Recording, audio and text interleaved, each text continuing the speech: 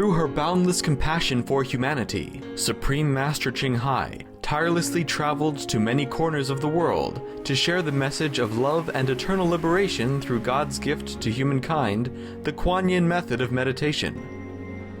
After 30 years of sharing her knowledge on how to live a balanced life while pursuing a spiritual path, she continues to dedicate her time and effort to uplift and enhance the life of all beings.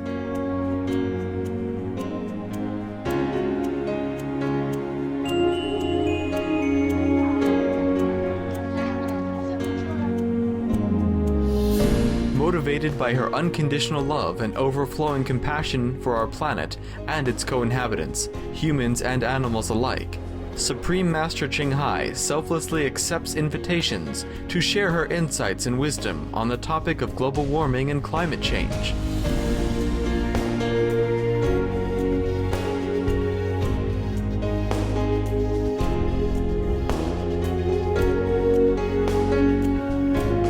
Despite her busy schedule, Supreme Master Ching Hai also sets aside time to hold retreats and international gatherings with our association members to inspire and motivate, address any concerns for daily life, and answer questions on spiritual practice. We present to you Supreme Master Ching Hai's discussion entitled The Spirit Catcher Ge Xuan at an International Gathering.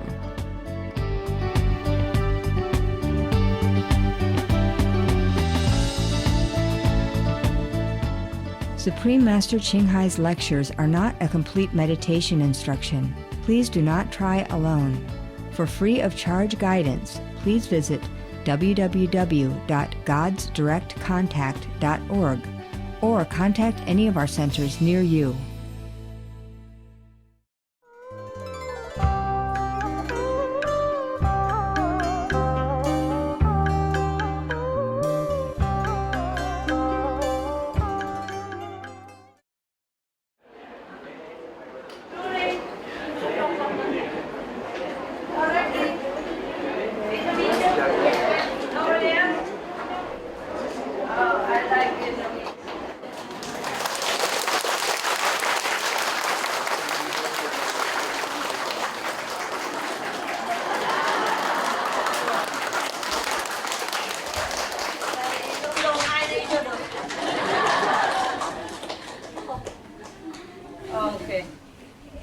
Sao? Đồng chí Mạnh giỏi à? Bác Hải lại nè. Very good. Con cháu bác Hải Mạnh giỏi hết hả? Ok, sao? Hồi nãy giờ ngồi thiền ngủ gục được bao nhiêu ngày rồi? Muốn nghe kể chuyện tắm khám không?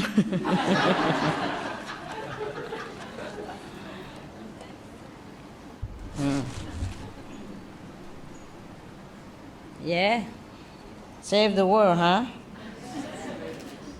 I'm vegan and green, huh? Let's go green, save the planet.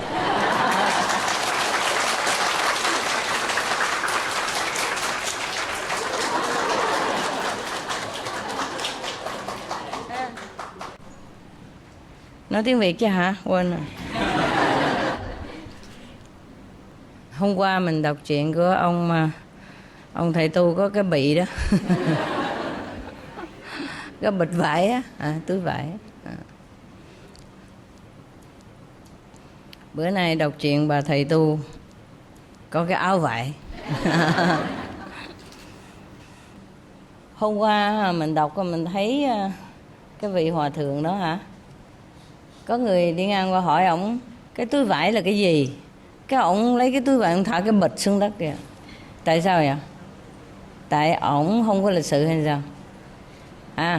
Nói nghe coi khai ngộ tới đâu rồi hả? Cô mà có tóc mai đó, nói nghe coi. Mắt trí huệ che lại rồi, có nghe gì không? Người nào biết giơ tay coi. Hả? Buông bỏ xả bỏ ha. Người nào nói nữa cho 2 cục kẹo, nhớ rồi. Hả? Tôi hơi khùng. Được sao? Thì tôi có nhiều đồ nặng quá hả?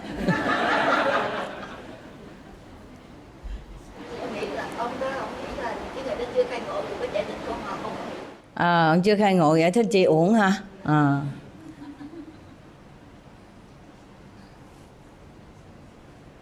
Nói nghe đi má.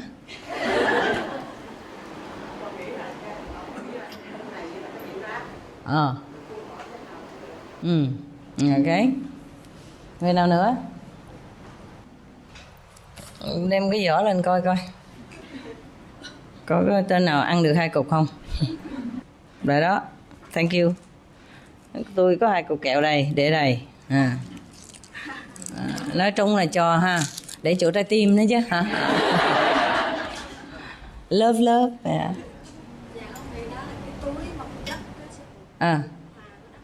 Túi vật chất hòa với đất luôn. Sao mà công án rồi cao kỳ quá vậy? 2 người nào đâu? Đừng tò mò cái vật bên ngoài. Đừng tò mò cái vật bên ngoài.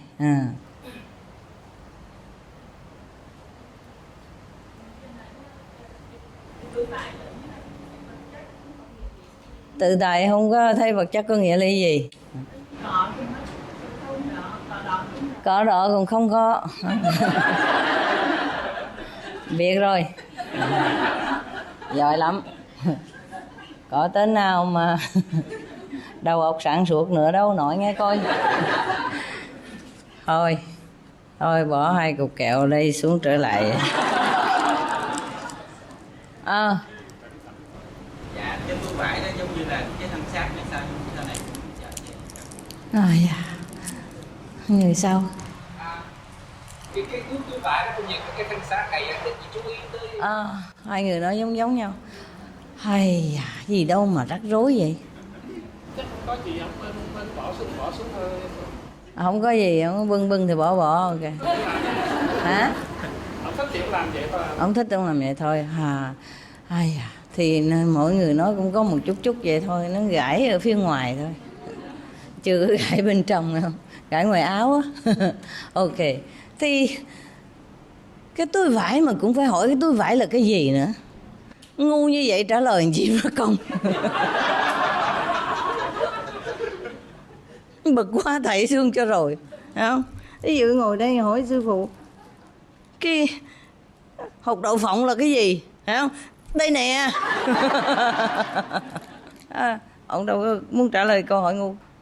Ông liền xuống đó. Cái túi vải như vậy thấy rõ ràng, nó ngồi đó còn hỏi nữa. Rồi lát nữa hỏi ông cái túi vải trong đó có gì. Tại sao ông bỏ túi lên vai ông chạy mất vậy? Tại sao?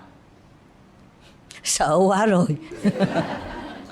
Đứng đó vòng ông hỏi lung tung, hỏi cái móng chân ở đâu, trong móng chân có cái gì hả? Rồi hỏi trên đầu có mấy cọng tóc, lăng nhăng mà không có chuyện gì làm hả? Đi tò mò tóc mạch hỏi tầm bậy tầm bạ, mất công người ta nghe hỏi không cũng nực rồi. Dĩ nhiên là vậy đó ha. Có nhiều người hỏi chuyện kêu mình vô duyên ha, cho nên ngài không trả lời là vậy đó ha. Tại vì ngày nào cũng có mấy người hỏi mấy chuyện lăng nhăng tầm phào tầm đấy, không có ăn nhầm gì tới tu hành, không có ăn nhầm gì tới vấn đề giải thoát hết, không có quan trọng gì cả ha. Như hỏi trên đầu tại sao tóc bạc vậy? Thế tôi già rồi tóc bạc hỏi làm gì? Rồi chân có mấy ngón, thấy rõ ràng vậy cô hỏi nữa. Thí dụ vậy đó. Thật ra ông bực mình, nó đi cho rồi đi. Mấy người ngu quá vậy đứng mất công. Mà bây giờ ngồi đó giải thích cho nó làm gì? Đúng vậy đó. Thí dụ hỏi quý vị cũng phải đứng đó không? Đi cho rồi ha. Hỏi cái tấm truyền đơn là cái gì vậy hả? Ok, không hiểu gì hết, thôi dẹp. Ok. Ok. Ha. Coi thử có mấy trang nữa. Nhiều quá thôi không thèm đọc. Mấy giờ rồi? Ok, đọc một hồi khỏi buồn ngủ nha. Ngồi đó ngáy cũng vậy thôi. Sao mà giỏi quá vậy? Mấy người ngồi giỏi thiệt ạ. Ngồi vậy mà cũng ngủ được. Chật chội nóng nảy vậy cũng ngủ tưng bừng hết. Giỏi hơn sư phụ á. Ngồi kiểu đó ngủ không được đâu. Ngủ thì ngủ đàng hoàng chứ không có ngủ cái kiểu đó. Có nhà thiền sư á, ổng tên là Đức Sơn. Vị này sáng lập ra một môn thiền kêu bằng Đức Sơn Tuyên Giám và Lâm Tế Nghĩa Huyền. Hai cái môn phái này được rất là nổi tiếng hồi đó ha, được rất nhiều thiền sư giảng dạy cái phương pháp đó. Đây là hai phương thức giáo dục rất là nghiêm khắc, để cho những đệ tử mà có thể đặt mình vào một tình trạng cực kỳ khốn đốn để mới ngộ đạo được, chứ không phải như đây tới đây ăn cơm đã rồi ngồi đó ngủ gục. Ok, để coi thử hai vị này nghiêm khắc tới mức nào. Hai vị thiền sư nói trên á là những bậc đại hiền đại đức vang danh thiên hạ lúc bấy giờ. Đệ tử đến xin học đông vô số kể. Dĩ nhiên là những người theo học á, đều biết quy luật của Đức Sơn trước. Mới vô á, chịu ngay đánh 30 hèo mới được vô khỏi cái cửa. Chưa vô khỏi cửa đánh 30 rồi. Trời đất ơi, vậy đó hả? Làm sao ngồi được? Quýnh vậy rồi sưng rồi sao ngồi? Trời ơi, gì mà nghiêm khắc dữ vậy? Chưa có ghi danh đã bị quýnh 30 hèo rồi mới được vô. Tức là đánh xong rồi mới được vô khỏi cửa. Không biết đánh mạnh hay đánh nhẹ đây ha. Ok, để coi coi. Wow, bữa nay mệt quá không thèm ăn gót nha. Đi chân đất cho nó khỏe. Đừng buồn tôi nha. Tại dòm bả bận quần áo đẹp quen rồi, bữa nay dòm bận quần áo này thấy không quen hả? Ai không quen giơ tay lên coi coi. Đẹp hả?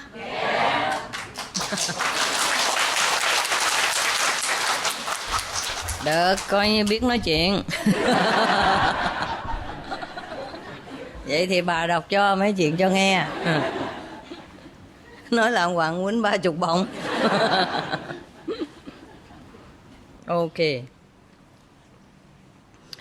Ok, chưa bước vào thiền đường đã bị 30 bổng rồi ha. Bây giờ khổ hình này có thể khiến cho một người yếu đuối uổng mạng như chơi. Trời đất ơi, quýnh dữ vậy đó. Thôi khỏi cần hỏi rồi. Này quýnh thiệt chứ không phải quýnh vừa đâu. Không phải là đập chơi cho vui đâu. Đánh mà yếu là chết liền á. Wow. Người nào mà đến xin thọ giáo không những phải bị đòn đau đớn bằng gậy gộc mà còn bị hò hét vào tai, khiến cho học trò tối tăm mặt mũi. Vậy mà đệ tử 4 phương vẫn kéo đến ùng ùng như trải hội. Mấy người này bị thích bị đánh đòn nha. Lý do tại sao? Tại vào thời đó hình như ai cũng có tinh thần muốn học đạo. Chính như vậy mà họ đã sinh ra một quả tim vô ngại, không chùn bước trước khó khăn nào. Wow. Vậy đó hả? Bây giờ mình phải mua cái gậy mới được. Wow. Đi học thiền trước khi vô đã biết là bị đòn như vậy đó, mà đánh đau đớn còn ha la hét trong tay nữa, vậy mà cũng chịu nữa. Wow. Mấy người này có tinh thần cầu đạo dễ sợ ha. Cầu đạo là gì biết không? Tinh thần cạo đầu.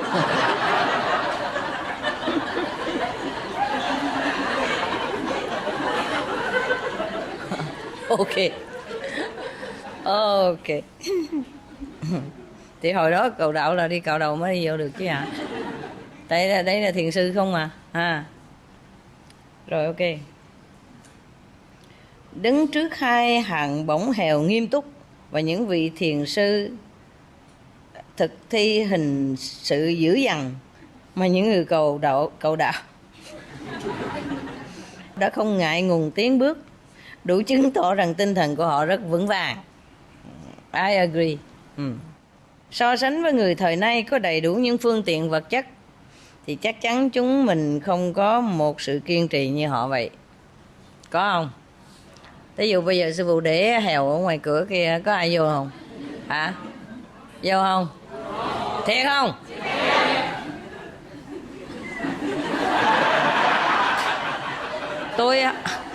Tôi không có nói giỡn đâu nha. Mai thử chơi biết liền. Thôi quýnh chi cho nó mỏi tay, để nghiệp chướng ngoài đó lăn lộn nó đau khổ gần chết rồi.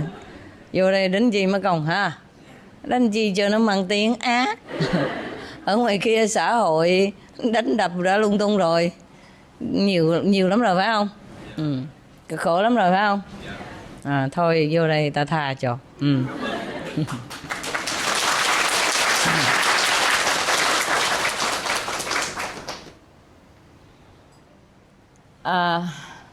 Nói về Đức Sơn á, thiền sư á, thì họ nói như thế này: nếu mà muốn đắc đạo thì phải chịu 30 hèo, mà không đắc đạo cũng phải chịu 30 hèo. Tại sao biết không? Tại vì á, chưa vô cổng đã bị 30 hèo rồi. Thì vô đó có biết cái đắc đạo hay là không biết đâu, tùy mình chứ hả? Cái 30 hèo đâu có cam đoan là mình được khai ngộ đâu, phải không? 30 hèo để mà bước vô khỏi cửa thôi, rồi vô đó rồi tính sau. Như vậy mà cũng chịu vô á. Nhưng mà cái ông Đức Sơn này ha, cái lúc mà còn trẻ, ổng là một người rất là phản kháng Thiền tông. Ổng không có tin tưởng gì hết á, ổng chỉ tin sách vở thôi. Kinh Kim Cang gì đó, ổng thích mấy cái đó đó. Ổng viết bình luận, nghĩa là tràn gian đại hải 5, 6, 7, 80 cuốn sách, kinh nào ông cũng bình luận, kinh nào ông cũng đọc hết. Ổng nghĩ rằng kinh điển là bậc nhất rồi. Cho nên Thiền tông kiểu mà đốn ngộ bất chấp kinh điển giáo ngoại biệt truyền nữa hả, là ổng không có chịu đâu. Ổng ghét cái môn thiền lắm. Ổng nghĩ là ngoại đạo. Mà Tuyên Giám thiền sư thì người họ Châu ở xứ Giảng, tỉnh Sơn Tây. Ông xuất gia và thọ giới từ thuở nhỏ. Giới Cụ Túc tức là giới tỳ kheo đó, không phải là giới nhỏ nhỏ mà nguyên cả giới để mà trở thành tỳ kheo đó, thành đại đức hòa thượng. Thời thanh niên á, ông học qua rất nhiều loại kinh sách. Với trí nhớ phi thường và tài biện luận vô song, ông tự phụ là người quán thông Kim Cang Bát Nhã. Ông đã chú thích và giảng giải toàn bộ kinh sách này. Những lời chú giải của ông đã được ghi chép đóng lại thành sách và được đặt tên là Thanh Long Sơ Sào. Sách của ông trứ tác chất đầy một gánh.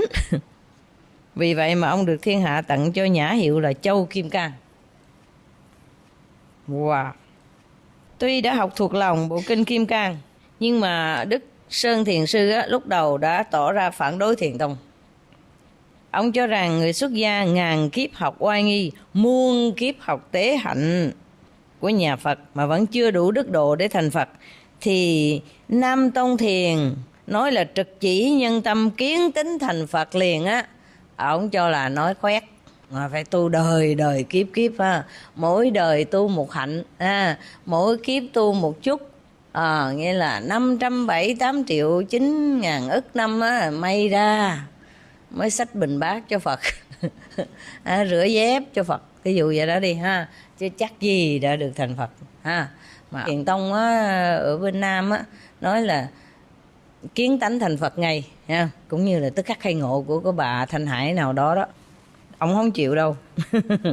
Ông nói không chịu. Không chịu.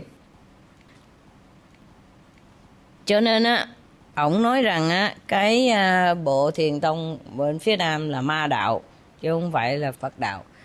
Cho nên ông quyết tâm đi lên xuống miền Nam để mà khiêu chiến với mấy người đó.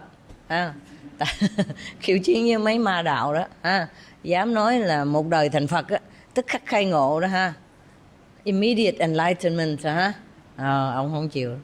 Cho nên ông quẩy mấy cái gánh mà kinh điển đó với những cái bộ mà sách mà ông bình luận đó, đi xuống miền Nam để mà trừ ma vật đạo, bảo vệ sinh linh, khỏi sa đọa vô trong ma giáo. Rồi nói liền là đi liền. Ông này gông cùng mình, không sợ ai hết, một mình thôi mà quẩy gánh gian sang đi xuống đó với một lòng tin rất mạnh liệt vào những cái bộ kinh điển của nhà Phật và cái sự mà hiểu biết của ông ta.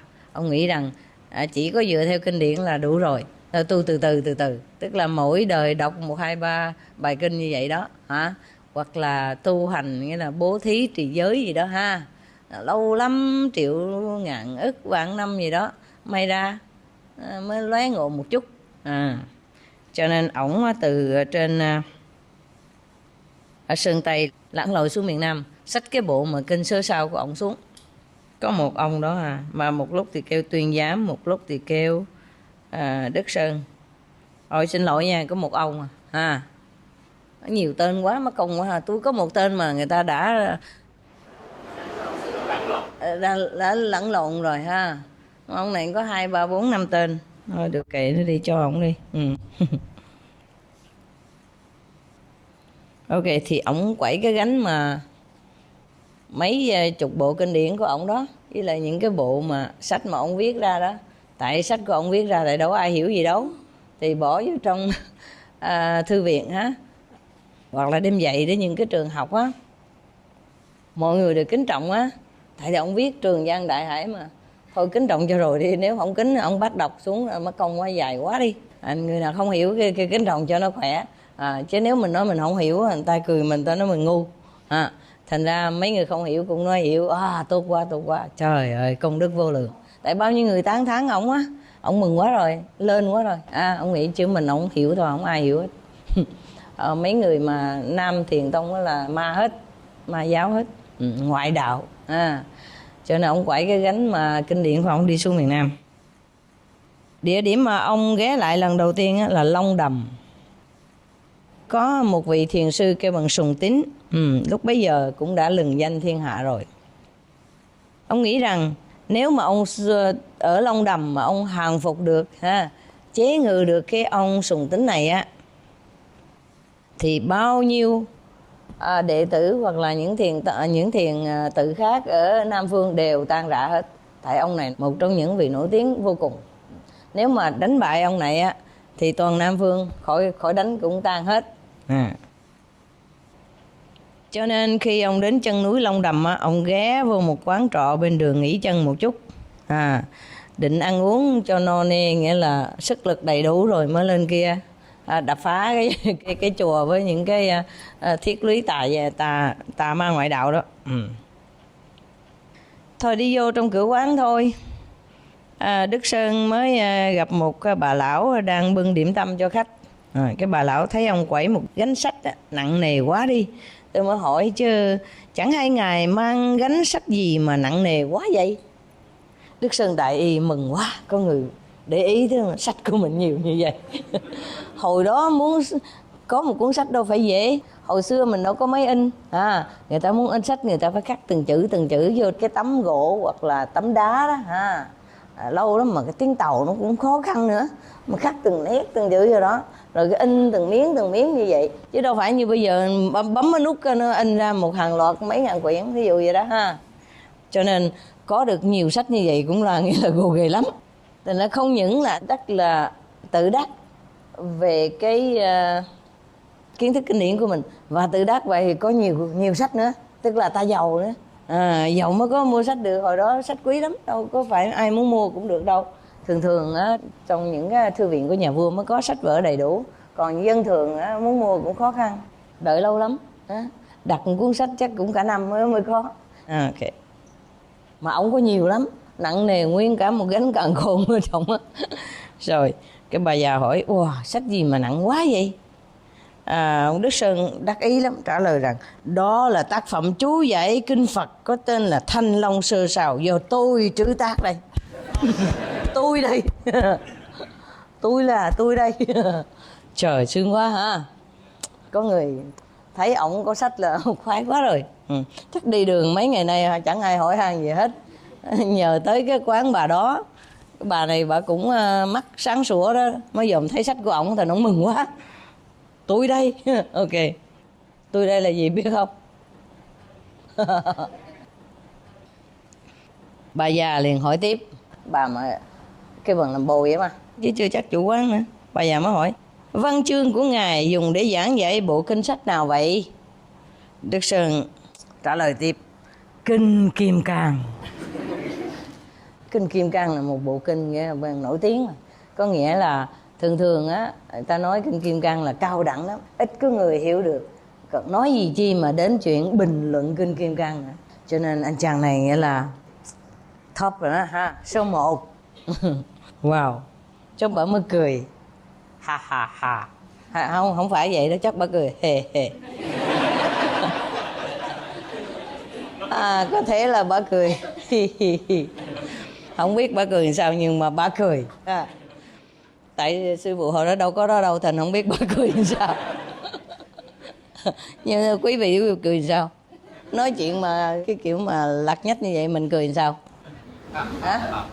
Hả? Kha kha kha. Hả? Cười sao? Ha ha ha ha. Anh chàng này vô duyên quá hả? Nói chuyện lặt nghẽo như vậy thành là bà cười cái gì ha? Không phải bà thường đâu nha.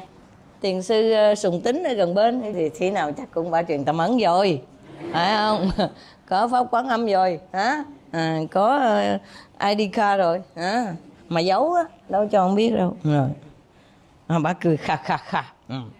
Rồi cái bà nói rằng á, nhẹ nhàng thôi, tôi nhà quê.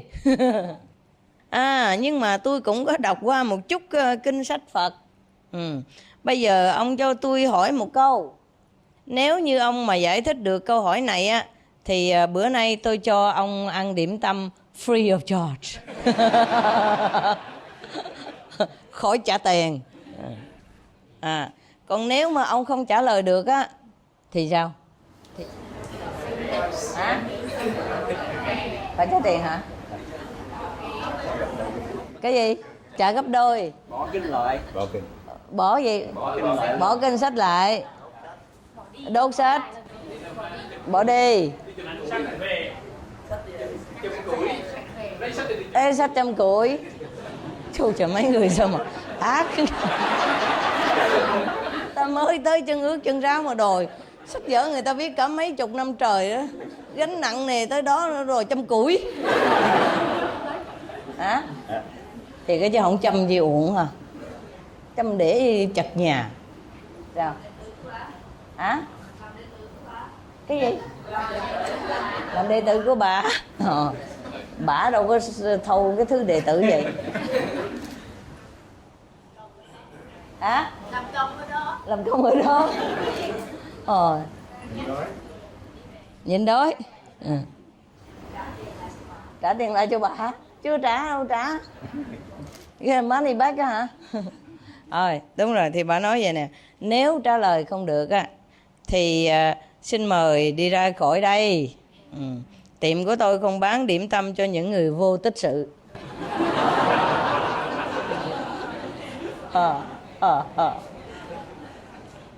Bà già sao mà bà nghiêm quá hả?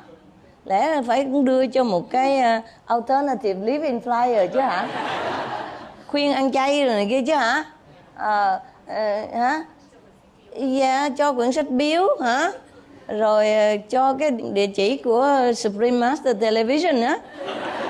Ông coi giống khai ngộ chút cái đuổi người ta ra vậy. Trời, nghiêm khắc quá trời. Hồi xưa mà tu thì tu đàng hoàng, không tu mà cái kiểu mà sách vở mà đem tới là họ ghét lắm. Họ biết là cái thứ này không ăn nhầm gì. Sách vở đâu có làm cho mình khai ngộ được. Cái ông này là chắc là kêu bằng một sách thôi. Tối ngày cắm cổ vô trong cuốn kinh điển mà không hiểu gì hết cả, rồi viết lung tung bậy bạ, còn mê hoặc quần chúng nữa. Hả? Kêu bằng dẫn dắt quần chúng đi sai lầm nữa. Chứ không phải mình không khai ngộ không mà đủ rồi, còn viết sách tầm bậy tầm bạ ra nữa. Người ta đọc, người ta tôn trọng mình, nhưng mà người ta đi sai đường lạc lối hết. Tức là những người này nghiệp chướng bự lắm chứ không phải vừa đâu.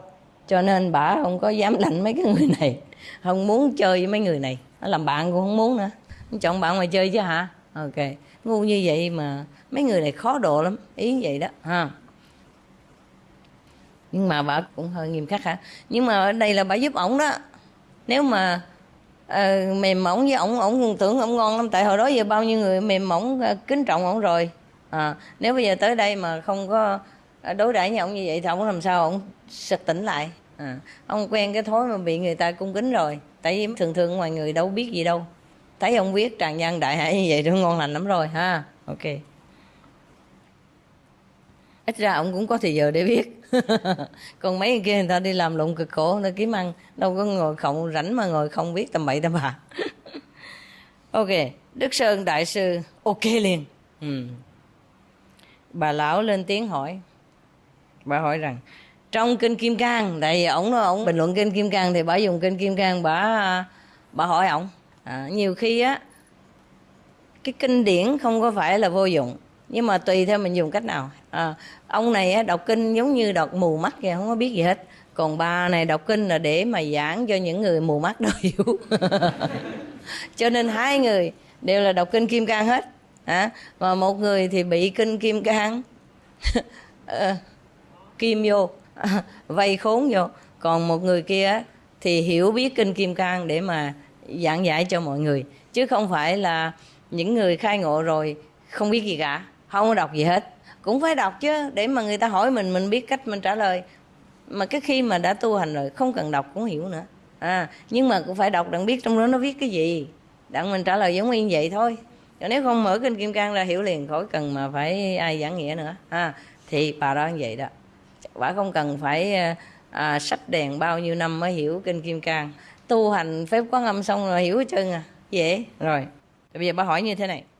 Trong kinh Kim Cang á có dạy rằng tâm quá khứ không thể có, tâm hiện tại cũng không thể có, tâm vị lai cũng không có luôn.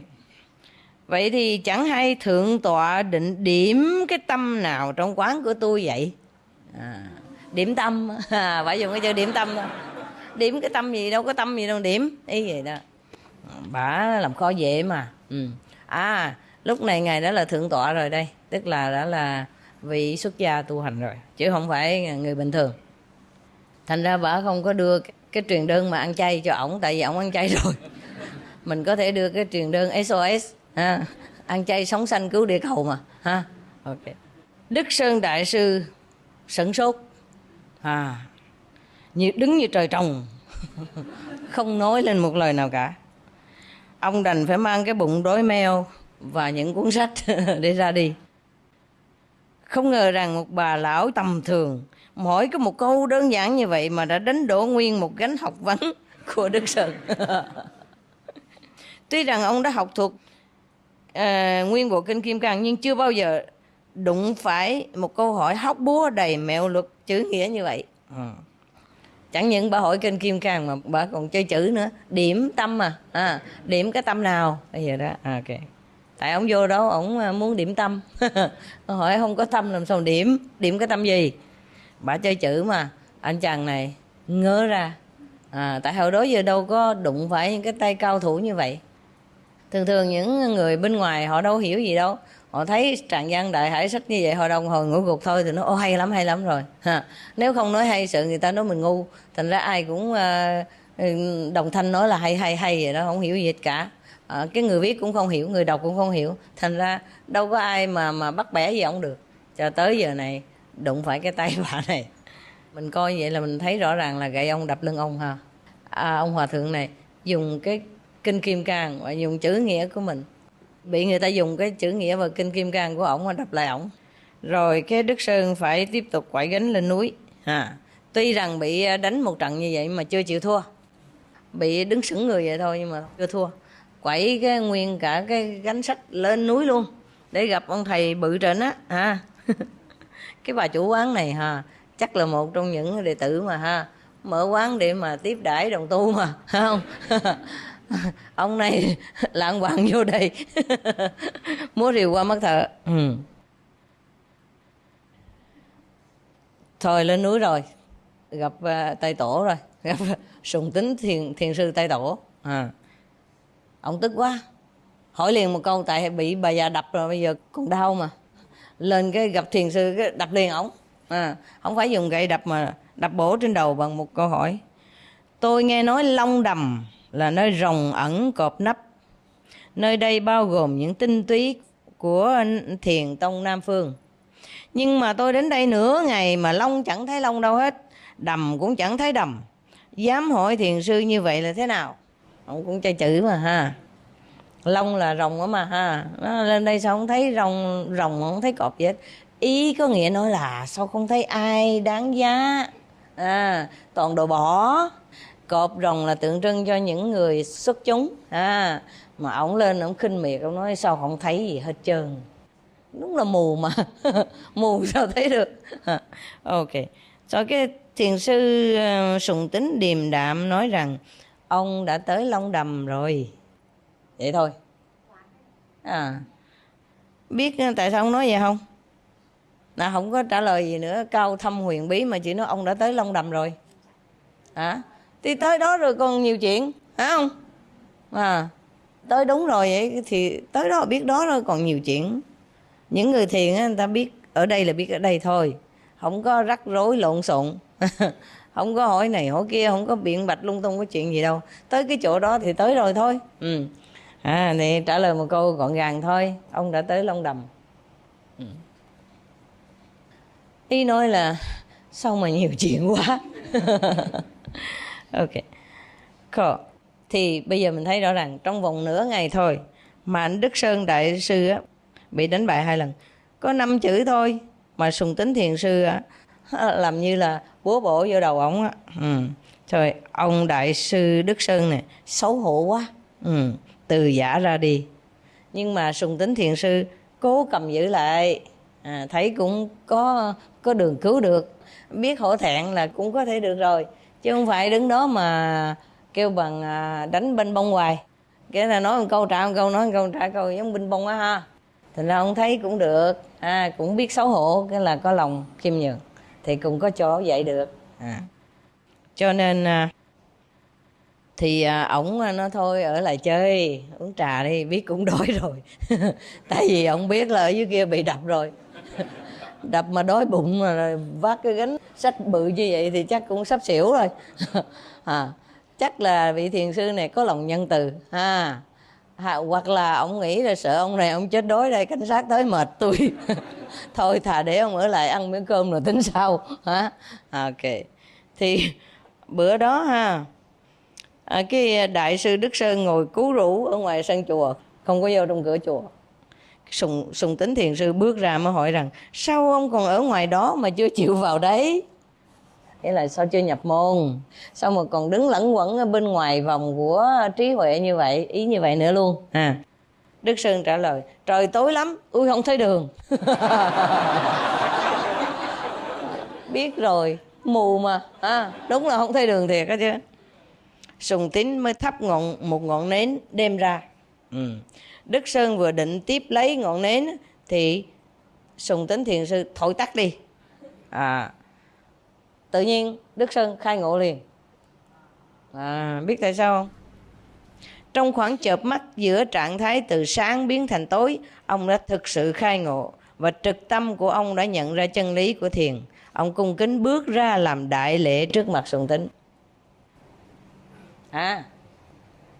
Sao dễ vậy? Biết sao mà ổng khai ngộ liền không? Có biết gì không? Không biết gì là đâu phải cái ngọn đuốc mà ổng khai ngộ, cái truyền tâm ấn của Đại sư. Có thể là bữa đó ổng được truyền tâm ấn rồi, nhưng mà ổng còn mặt mày nhăn nhó, còn nghĩ tới cái bà chủ quán ở dưới kia chưa có xả bỏ được, cho nên cái lúc ngồi thiền không thấy gì hết trơn. Hoặc là Sùng Tín Thiền Sư để cho đệ tử truyền tâm ấn thôi, có thể vậy thôi. Rồi tại vì ông thấy đệ tử còn chưa có ngang hàng với mình mà gì truyền tâm ấn cho tôi, có thể ổng là thượng tọa rồi, còn đệ tử của ngài Sùng Tín có thể là tỳ chú tiểu nào đó thôi, mới vô thôi, hoặc là cũng có thể là một vị tại gia thôi mà được sư phụ chỉ định cho truyền tâm ấn đó mà. Ví dụ như nhiều khi sư phụ cũng phái mấy vị xuất gia đi truyền tâm ấn bên ngoài đấy. Nhiều khi những vị đại đức hòa thượng tu lâu rồi đó, nghĩ sao mà phái đứa nhỏ qua trẻ qua truyền tâm ấn, nhưng mà đâu có ăn nhầm gì. Cái thân thể đâu có phải là điều quan trọng trong cái việc truyền tâm ấn. Mà cũng đâu phải người đó truyền đâu, phải không? Truyền là lực lượng của vũ trụ mà. Ok. Cho nên cái khi mà ổng chưa có khai ngộ nhiều lắm á, hoặc là không có cảm thấy mà hài lòng với cái sự truyền tâm ấn á, ông ngồi cứu rũ bên ngoài á, có nghĩa là cảm thấy đi tới đây mất công mà truyền tâm ấn cũng vậy thôi cho đến khi Sùng Tính đi ra rồi chắc ổng cầm cái đèn đem ra, nhưng mà anh chàng này tưởng đâu là đem đèn đưa cho ổng, ổng cầm lấy tay mọi người, tức là Sùng Tính không có ý là đem cái đèn lại cho ổng, Tính dẫn ông đi vô, nhưng mà ổng tưởng là đưa cho ổng cầm lấy thì Sùng Tính tắt đi. Thì có nhiều khi ví dụ như quý vị ngồi thiền nhiều khi thấy sáng đèn sáng vậy thì không thấy gì cả, mà tự nhiên tối thui cái tự nhiên thấy hào quang sáng rực, phải không? Nhiều khi cái vị thiền sư á, họ truyền tâm ấn một cách khác, thành ra cái lúc mà Sùng Tính đi ra thì có cái lực lượng của vị thiền sư truyền cho ổng đó, hoặc là có thể là đụng trên cái mắt trí huệ ông một chút trong cái lúc tối đó, ông bừng ra liền. Trong lúc đó ông mới biết rằng không cần mắt mà thấy được, không cần tai mà nghe được, phục rồi. Cho nên thấy rõ ràng có hào quang rồi, nghe âm thanh của Phật tánh rồi thì dĩ nhiên phải quỳ xuống bái sư thôi. Ok, vậy là xong. Cái Sùng Tính đại sư mới mỉm cười hỏi rằng ông đã thấy được những gì? Thì Đức Sơn trả lời rằng kể từ ngày hôm nay tôi không dám hoài nghi vào đầu lưỡi của những lão hòa thượng nữa. Ý là ông đã thấy hết rồi, biết hết rồi những vị lão hòa thượng hồi xưa đó, ý nói là những người tu hành hồi xưa, họ viết lại những cái thể nghiệm của họ, hoặc là họ nói họ nhìn thấy cái này cái kia đó, thì bây giờ ông cũng nhìn thấy y như vậy. Cho nên ông nói rằng tôi không còn hoài nghi những vị lão hòa thượng nữa, những vị tu hành trước mình đó mà. Ok. Ngày hôm sau Đức Sơn mang nguyên một gánh thanh long sơ sao mà ông đã tốn công trình hơn 20 năm để trứ tác, ra giữa chùa châm một mồi lửa đốt cháy sạch tiêu. Đúng gì đó, đúng rồi. Để làm gì chặt chỗ. Bây giờ biết là mấy đồ vô dụng. Đúng y như vậy đó. Tức là ông thiệt là khai ngộ rồi đó. Nếu một người không khai ngộ không bao giờ làm như vậy được. Tại vì cái lòng chấp nhất 20 năm công trình nó viết ra rồi in ra rồi đi đâu cũng gánh theo. Bây giờ tới đó khai ngộ cái đốt cái chừng. Vô dụng mà. Toàn là những từ ngữ trống không có ích lợi gì cả. Nói tới nói lui vậy, chặt giấy, uổng công, uổng mực. Cho nên bây giờ ông biết rồi. Từ đó trở đi Đức Sơn đại sư đã có thể vượt qua những chướng ngại của chữ nghĩa, của văn chương, phá vỡ cái vô cùng của ý thức và khai phóng được tất cả những lực lượng tiềm ẩn bên trong. Khai ngộ rồi thì dễ mà thông mà. Okay. Bây giờ để coi ông đã thành đạo rồi, bây giờ ông dạy học trò cách thế nào đây? Ok, coi từ đây gì. Trong cái trường thiền của ông có một hôm kia Đức Sơn thượng đường, tức là lên ngồi trên đây đây. Bây giờ thành đạo rồi, giờ có đệ tử rồi nha, ngon lành nói với đệ tử rằng bữa nay cấm tất cả mọi người không được nói chuyện gì cả. Người nào nói sẽ bị đánh 30 trượng. Ở ngoài kia đã đánh rồi, vô đây thì quýnh nữa. Ở đây sư phụ chỉ sơ biểu đừng nói chuyện thôi, tại sợ làm phiền hàng xóm. Mấy trăm người như vậy mà nói ào ào lên ai chịu nổi. Với lại để mà mình chú tâm niệm hồng danh, với lại chú tâm để vọng bên trong cho nó có định ở đây. Lúc mình ở đây càng định càng tốt. Càng định thì càng câu thông với nhau, câu thông với sư phụ bên trong. Thì lúc đó có một người đệ tử bước ra đến lễ Phật thôi. Phật là Phật gỗ đó mà, tượng Phật á. Đức Sơn sai người căng đệ tử đó ra đánh đòn. Đệ tử này cất tiếng hỏi: con ngậm miệng từ nãy giờ không có hỏi đến một câu, tại sao sư phụ lại đánh con? Đức Sơn hỏi rằng: ngươi là người ở vùng nào? Anh chàng nói: đệ tử là người xứ Tân La, tức là miền Trung Triều Tiên bây giờ đó. Chà, từ Đại Hàn qua đó học xa xôi qua bên Trung Hoa học. Đức Sơn mới nói rằng: trước khi ngươi chưa xuống thuyền đã đáng đánh 30 trượng rồi. Lời nói có nghĩa là chưa ngộ đạo là đáng đánh đòn. Chưa xuống lạy mà đã được đánh đòn. Tại sao? Thấy không? Thành ra còn ngu quá, còn chấp nhất tượng đó. Thí dụ bây giờ quý vị đã khai ngộ rồi, quý vị muốn lạy tượng Phật, ông có sao? Mình khai ngộ mình lạy gì cũng được. Còn cái người này á, lạy không phải khai ngộ mà lạy. Ông đã nói đừng có nói chuyện gì hết, mà cũng chạy ra đặng nói là tôi đâu có nói gì, tôi đi lạy Phật được.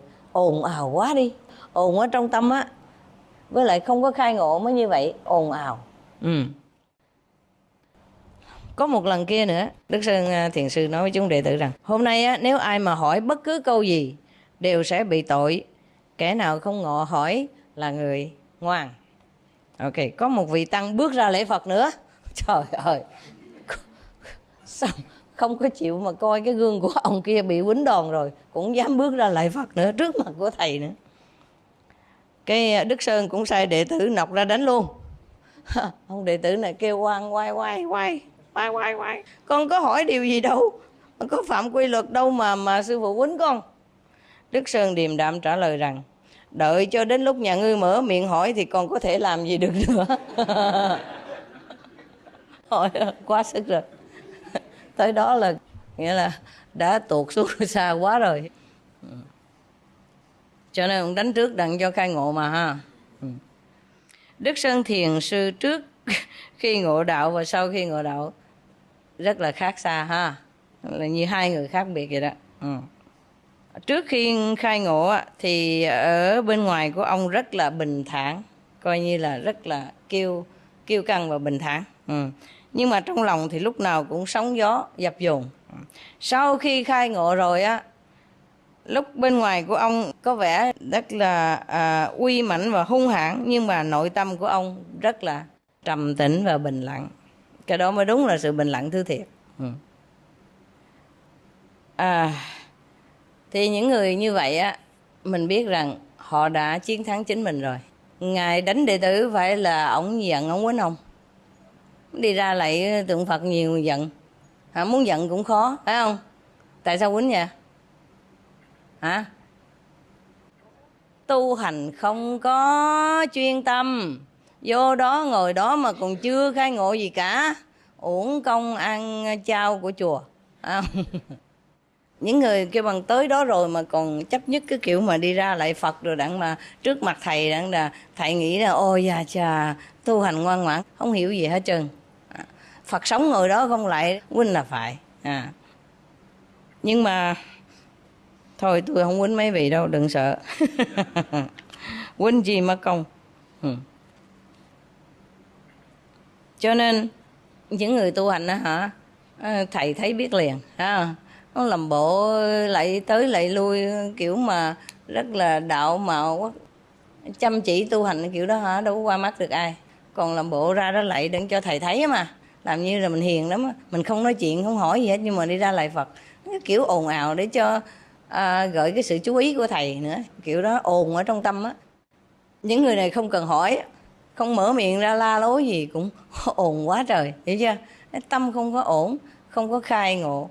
Cho nên nhiều khi thầy đánh như vậy đặng cho nhớ mà để kiểm thảo cái tâm của mình. Ồn bên trong á khó hơn là ồn bên ngoài, thấy không? Quý vị biết rồi, mà ở nhà cũng vậy thôi. Nhiều người á không nói chuyện với mình nhưng mà đi tới đi lui làm cho mình lúc nào cũng biết người đó ở gần bên á. Nhiều khi ở xa xui mà cái tâm của họ cũng níu kéo tới mình, làm cho mình cũng bực bội ở nhà nữa. Thì những người đó là vậy, không có khai ngộ, mệt lắm. Rồi, cảm ơn ha.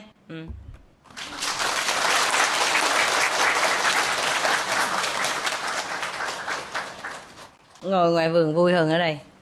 Ở đây nực quá, ở đây nghiêm túc quá. Ok, may chừng nào ra lấy kẹo bánh ha. Ok, dòm rồi. Ok, sư phụ đi thăm mấy người Tàu. Ok hả? Ok, ở ngoài vườn tốt hơn, ở đây nực quá. Còn sau quá cảm thấy giống như thầy tu. Giống như thiền sư. Hey, good.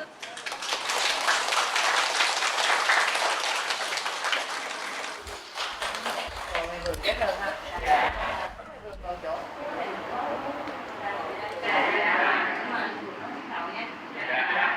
Chúng do người nào cái đầu lúc á.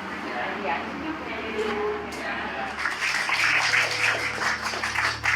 I'm going to speak Chinese now. I hope they translate for you also. Yeah, if then you stay here, so you have some translation. Good.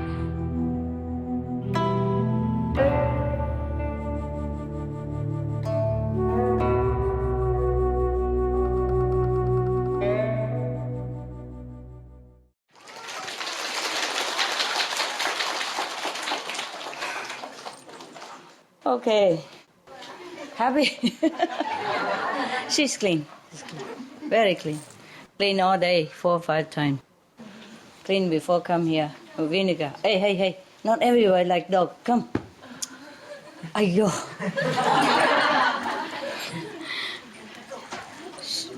Too friendly. Too friendly. Too friendly. Love people. Loves people so much. Yeah. Happy, don't lick everybody. You different cream, you get sick. Huh? Yeah. She loves people.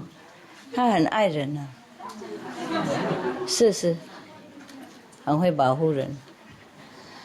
OK， 你们好吗？好。我有一个故事想讲给你们听啊，抓鬼的故事。抓鬼的故事，抓魂的了。OK， 告诉你一个那个抓灵魂的故事，不是抓鬼吧？我也没看过这个故事，我就看那个题目而已哈。这个是大概中国故事吧。有一个人他叫柯玄呐，有没有听过？没有。那你们不是中国人哈 ？OK， 他跟那个曹气学那个神通 ，OK， 跟他学神通哈，这个学已经很好了啊，差不多跟孙悟空那些啊，你知道有一些石头的那些像有没有？啊，人家吊整一个像嘛，用石头吊起来啊，不是人的，是吊像，跟佛像那里，懂不懂啊？像，他可以把这个像啊，给他走路啊，把它弄成可以像活生生的那个一个像一样可以走路，哇，好厉害啊，厉害哈，他也可以跟那个说蝴蝶那些讲话。哇，好厉害，更厉害，他也可以叫那个蚱蜢哈，他可以教他跳舞嘿，好厉害，你们会不会？我也不会，没有空做这种事，好，即使冬天他也可以种菜，啊，夏天。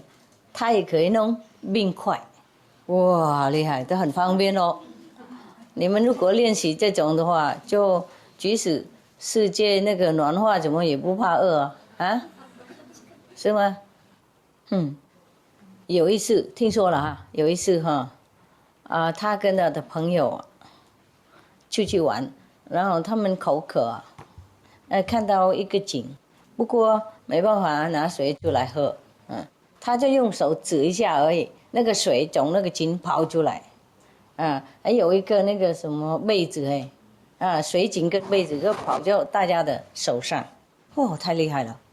这个我们这个时代真需要哈，是不是？哎呀，挖洞以后都是用这些，就不用挖水井什么，不怕那个没水。有一年有那个干旱太厉害了。国王就请他来，然后问他能不能弄那个水杀鱼。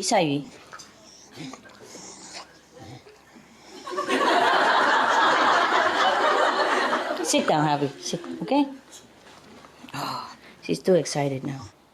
他拜托让他带来，拜托带他来，不想睡觉在家里，拜托来这边，然后吵闹这样。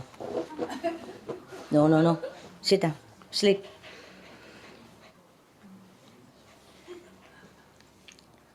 他啊，这个科巡哈，科巡，他就把它画一些东西而已啊，马上就下雨了。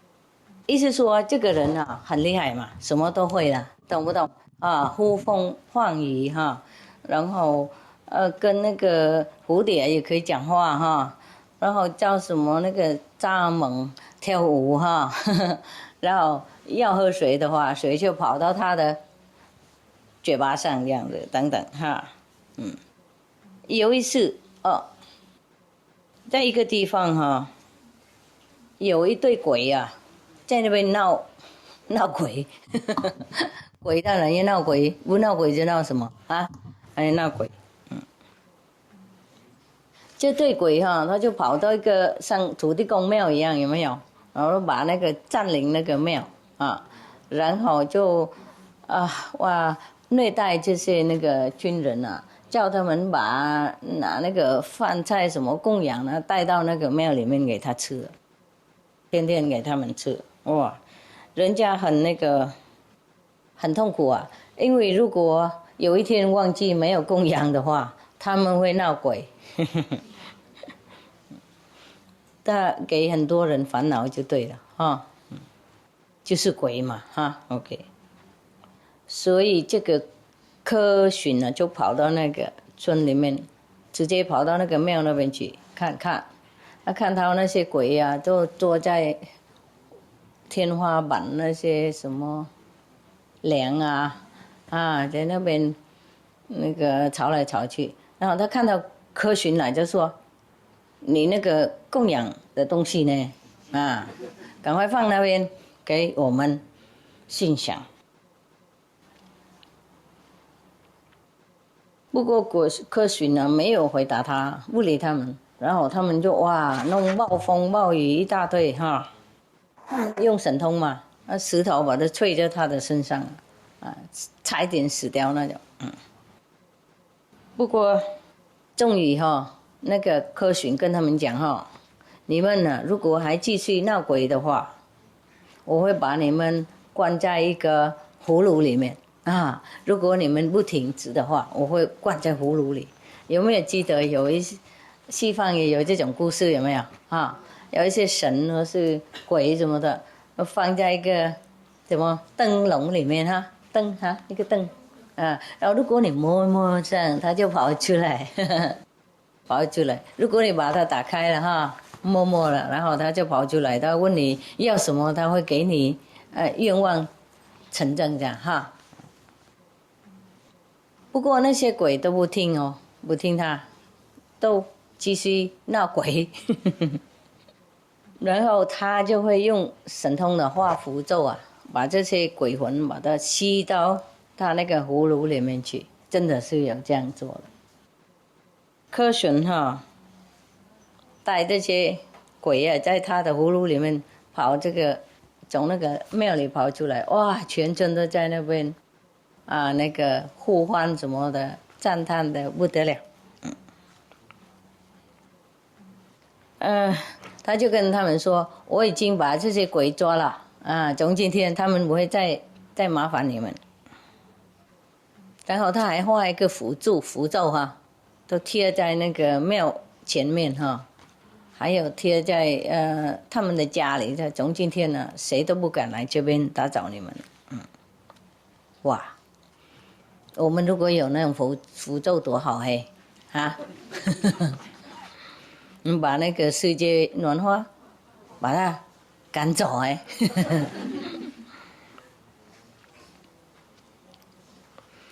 意思说他很多神通就对了。有一次他在那个华山走来走去然后看到在一个房子上面有一对那个黑云黑云在那边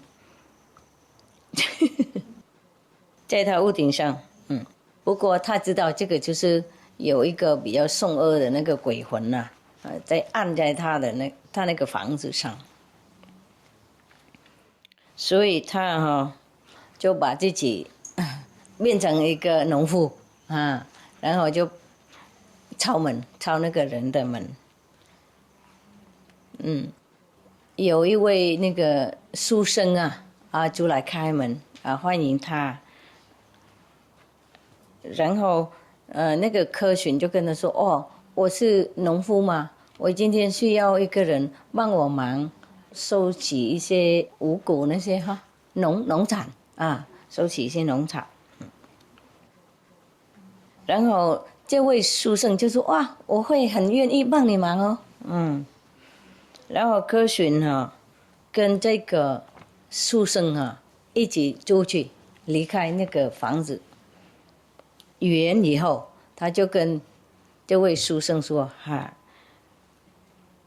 在你的家里面有一个很凶恶的那个蛇的那个魂蛇的那个魂，他装扮成你的太太。”太可怕了我怕了如果把蛇这样当太太的，太不得了了！Oh my God， 我们不会认得太太呢，然后是一个凶恶的蛇化身的话，我们怎么会认得出来太可怕了 ，OK。Oh my God， 有更可怕的。他继续说，就说这个蛇所谓的你的太太已经吃很多小孩在这个村里面了。哇，太可怕了！这个书生当然不相信他，哪里有他的太太怎么会这样嘛的凶烈那么凶恶到这样子他不相信。然后这科巡就带这个书生到一个很神秘的一个森林里面去然后给他看一个洞在那个地里面有一个洞，然后里面满满那个小孩的那些骷髅等等然后那个时候这个书生哇很震撼，就跟他说：“我现在怎么办呢？我怎么办？”科巡就跟他说：“没关系，如果你今天能够给你的所谓的太太给她忙了意思说跟她陪她，给她忙碌什么的，不让她有空可以想的，那我就可以把她抓起来。OK， 所以这个书生跑到那个村里面买来一卷的漂亮的那个布跟这个样子一卷的很漂亮，回去就给他太太然后他就在那边跟他太太那个谈说这个给你的我们应该怎么做漂亮的好看，那个装的在那边聊天嘛为了这个漂亮的衣服在那边装了一直聊天。然后在这个时候科巡在那边在外面弄一个符咒什么的，画那些你们都知道了然后念咒语什么的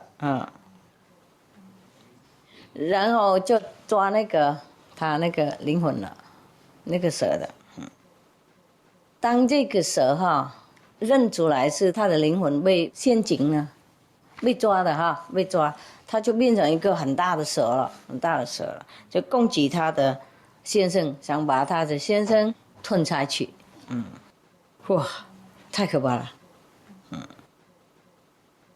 有时候是这样像也不一定是那么恶劣，不过有一些人看起来好像我们的亲戚朋友那有时候伤害我们的意思是这样子吧，大概不一定是蛇不一定是，意思说恶毒的那种瓶子了有时候冤家债主跑回来讨债的，你是这样太可怕了，这样我不敢有太太告诉你万一他是这样怎么办呢？你们怎么今天金超超这样昨天笑很厉害，今天呢竟默默的就坐在那边不动怎么会？为什么鬼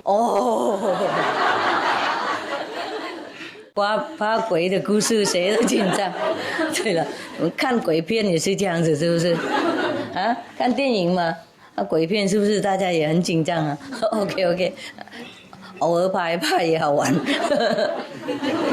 那个刚好那个柯巡看到他快要吞他的先生了，他就把他那个神通的那把剑把它丢在他的那个蛇的身上，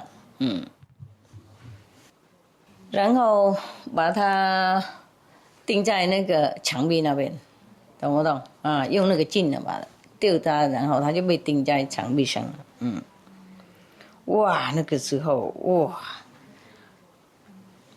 很那个臭味也都跑出来，然后突然间呢，那个什么蝎子，那些会咬人的呢，毒的啊，蜈蚣啊、蝎子啊等等从那个墙壁都跑出来，从他那个身上啊，墙壁跑出来，满这个四周围满，然后突然他们都会融化变成那种水分的。不过很暗脏的，又很臭。后来那个柯巡呢，他就用另外一个符咒变成滑了，消掉。然后那个书生突然间也吐出来了，吐出来，全部那个都是很暗脏的那个。像咖啡色的黑脏的臭的味道就吐出来，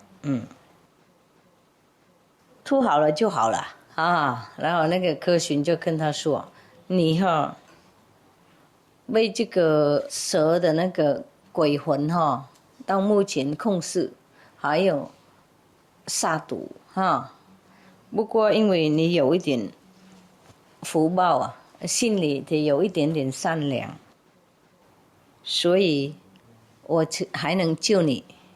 即使你心里如果没有这个善良一点点那么善良的话，你本人也会变成这个吸血鬼的，跟他一样的，跟那条蛇一样的。然后他就离开了跑到一个山上那个黄土那个山挖一个洞在那边住修行 ，OK， 还等那个世界暖化好不好样再说。在那边继续修行嘛，练那个仙丹。长生不老的仙丹，我们中国故事都这样子，反正修行就是练长生不老的仙丹就对了，跑不掉啊！我没有看到一个中国的故事说修行的人没有练那个，在那边煮那个八卦炉然后练仙丹，从来没有一个人不练的，懂不懂？全部都练这个，那个八仙祭神什么都是练那个仙丹的嘛，听说嘛，大概是上证的嘛不一定是真正的那个仙丹，就是解脱嘛永久不生死轮回那个嘛 ，OK。也许他可以活很久谁知道我们找他问问看不过如果世界暖化全部没有的话，大概那仙丹也没用吧用了住在哪里呢？你活那么久，然后住哪里？没菜饭吃也是很痛苦别人都死光光，你一个人也是很孤单嘛然后那个时候要死也不行，因为长生不老。我不要了，不要那么冒险好不好要生就生，死就死嘛，何必活那么久，应该有好的那个环境饭菜天天煮够给我们吃空气要好那个森林都很那个美丽的那种山都很高漂亮的该冷的时候就冷，该热就热然后都很那个舒服的，我们才要活这么久，是吗？如果不舒服就何必嘛然后我们先看看世界好不好，然后我们才去练这个仙丹 ，OK？ 大家小心不要乱练了。已经练了也不要乱吞下去 ，OK？ 慢慢来，几年以后再说吧几年了以后要吞来得及嘛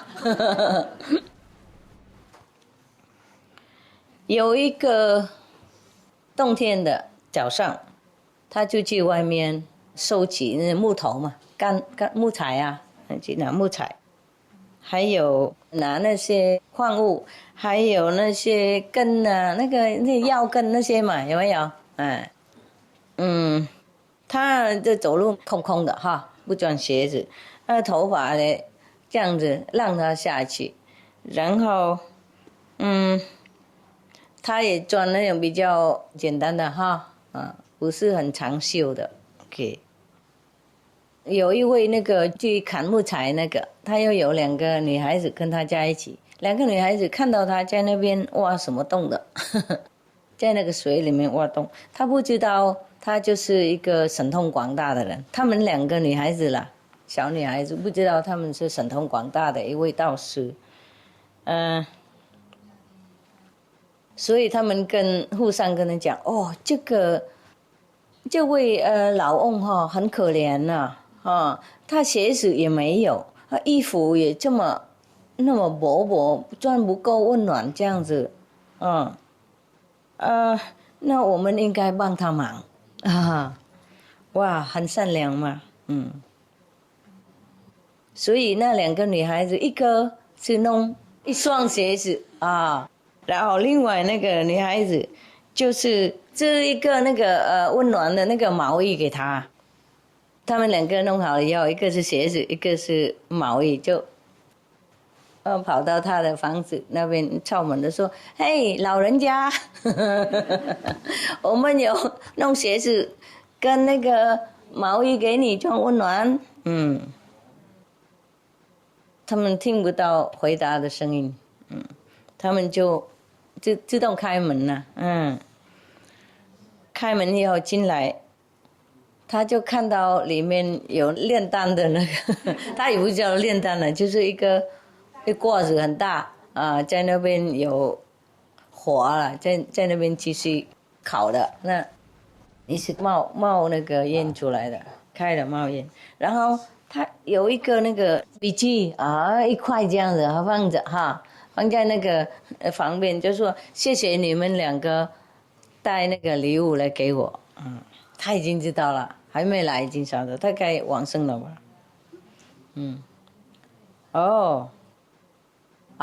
他就说，如果你们打开那个锅子，里面有2万份那个丹啊，药丹，他讲药丹，他没想仙丹什么。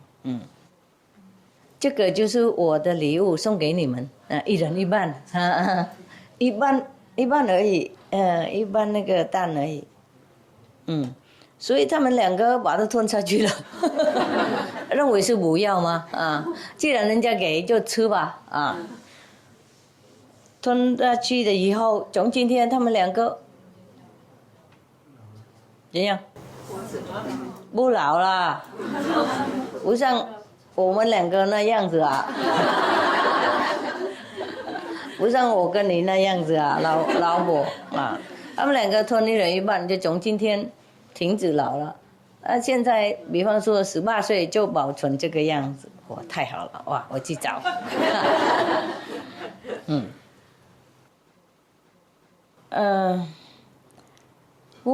他们活到100多岁，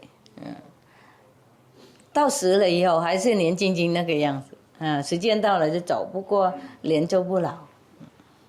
还有他跑到另外一个桌子上面，有看到一封信，里面他还有写这个是药井函呐，2位得药井到那个天上那边去，然后写他的名字，就那个时候那2位才知道，哇，这个就是神通的道家广大了。OK。讲完了，哎呦，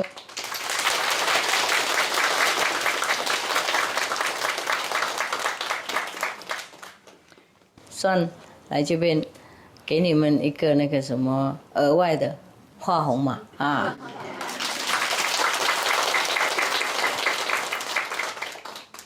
明天回去吗？是不是？我是后天，全部明天走啊？今天对了。啊，几个小时就走了，啊，走的快乐吗？快乐。来的快乐，走也快乐哈。哭哭闹闹说不要走，不过如果我叫你们留，你们就哭哭闹闹又回去。这会儿问舍不得走啊？啊？舍不得走，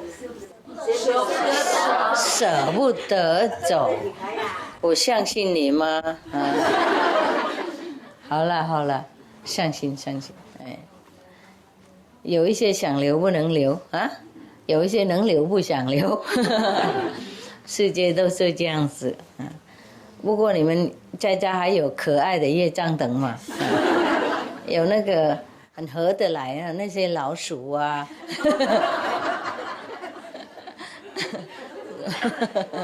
可爱的羊啊，老虎啊，猪啊，啊等等是吗？哎呀，在家里等满满。乖乖的那个什么兔子啊，听话的那些蛇啊。不像我们这边这种蛇哈，不像这故事的蛇，你们蛇是比较可爱是哈？好吧，那就祝福你们好运。如果有什么事的话，去找那个科巡好不好？做土就有德，像那个畜生哈。他跟蛇住在一起这么久，被毒到这个样子哈，已经灵魂都不治了，还可以得救出来的，因为有在里面有一块好心在那里哈，在心里面有一部分好的心，所以人家也可以救。我们人是这样，师父常常讲过了，只能靠福报了。然后这两位那个木工的女孩子哈，这么好心啊，也就想帮助一个贫穷的老人家而已。不知道他是修神通啊，他冬天也不冷，懂吗？夏天也不热。说过了，冬天下雪他也可以种菜，意思说他给种了菜也给活出来了，用他的气嘛。灌在菜那边，然后菜也可以活的。我不知道我有没有这种神通，不过我在德国的时候有种一些菜，也有活起来呢。那个磨合嘛，知道不知道？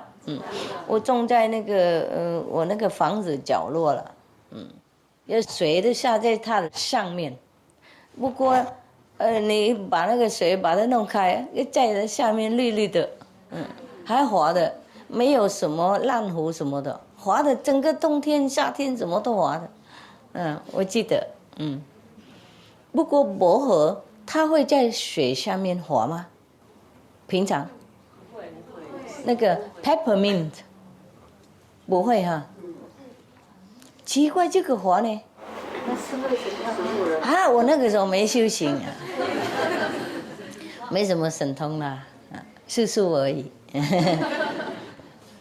还没找明是什么。那每天唠唠干干念那个佛经，真的是有这样子。所以我那个时候要喝茶的时候，我就出来拿那个薄荷跟茶喝在一起。那个时候我还喝茶嘛，偶尔啦我是认为那个是普通的现在想一想才知道那个薄荷也可以活。昨天我有跟你们讲嘛，说冬天也可以种那些嘛，我认为是谁都可以种的，种不出来哈。种不出来，下雪它就会糊掉。真的没有那个滑的很漂亮。但是夏天它自己又生回来。我知道这个是冬天滑的。冬天不能。有时候水下在上面啊。然后把一部分盖起来，一部分也是这样子滑下去，把全部都滑了，没有一个部分糊烂。这个德国是很冷冬天有时候下雪很多不可能冬天没下雪的。慕尼黑下雪很多。OK， ，Yeah。然后我有种一些什么菜啦，香菜哈，我有把土弄高起来，然后种菜、香菜这样，它也可以活得出来。不是夏天就比较还是很冷的了，还是可以活的呢。你们试看看吧，哈，种薄荷也许它可以活吧。连续它就不怕水。啊，连续。连续。